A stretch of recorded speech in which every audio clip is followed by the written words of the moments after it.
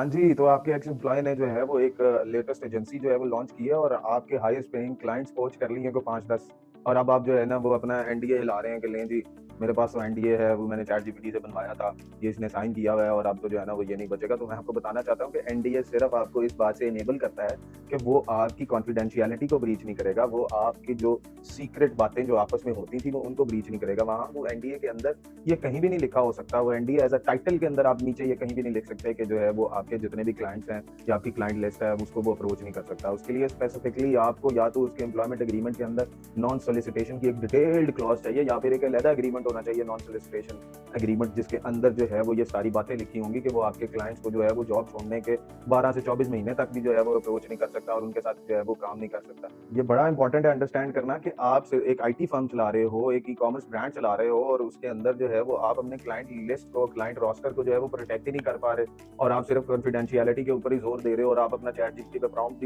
भी जो है वो सिर्फ कॉन्फिडेंशियलिटी रिलेटेड डाल रहे हो या जो कॉपी पेस्टेड प्रॉम्प्ट्स हैं या कॉपी पेस्टेड टेम्पलेट्स हैं इंटरनेट से वो उठा के जो है वो एचआर जो हैं वो लोगों से साइन करा रहे हैं और चल रहे हैं। अब ऑब्वियसली एचआर की जॉब ही नहीं है, ये एक लीगल डिपार्टमेंट की जॉब है या लीगल कंसल्टेंट की जॉब है, वो बेहतर बता सकता है। इसमें ना तो एचआर का कसूर है, ना ही उस एम्प्लॉय का कोई कसूर है क्योंकि उसपे कोई लीगली बाइंडिंग चीज़ ही नहीं है। ये आपका एज़ अ फाउंडर एक ड्रॉबैक है कि आपको जो है वो इस चीज़ का अंदाज़ा नहीं है कि इस काम किस तरह करना है। तो अगर तो जो है वो आपकी क्लाइंट लिस्ट प्रोटेक्टेड नहीं है,